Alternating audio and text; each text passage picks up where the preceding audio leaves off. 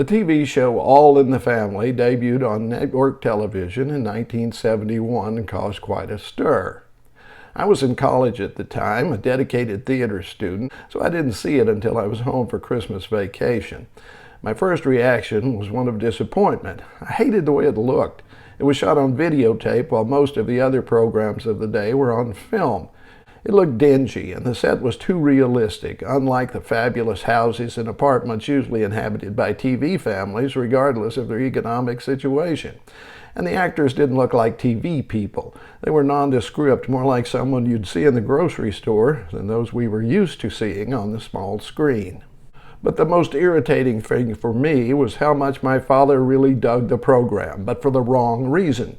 He was usually a Gunsmoke, Bonanza, Ironside kind of guy, not much for sitcoms, but infuriatingly, Archie became his hero and he seconded every opinion that came out of the character's mouth, loudly, while the program was in progress.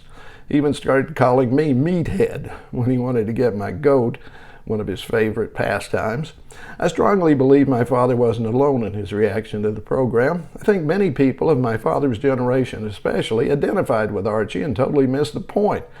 Never mind, Archie was always the butt of the joke and his opinions always came back to bite him in the end. He was still their spokesman and hero.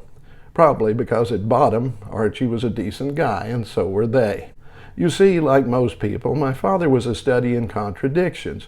While casually racist, he had as many black friends as white, though he considered his black friends exceptions to the rule. When I pointed out his exceptions accounted for virtually the entire black population of my hometown, he just said, "Shut up, meathead." On the subject of homosexuality, he opined, "They can't help it. They're born that way." End of story.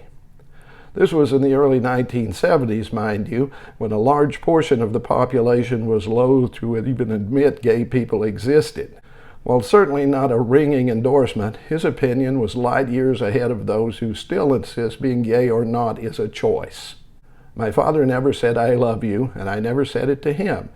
Men didn't say that sort of thing to one another back then. Calling me Meathead was his way of saying it, an acknowledgement that though we were very different people with very different ideas, we were family, and we'd have to put up with one another. That was good enough for me.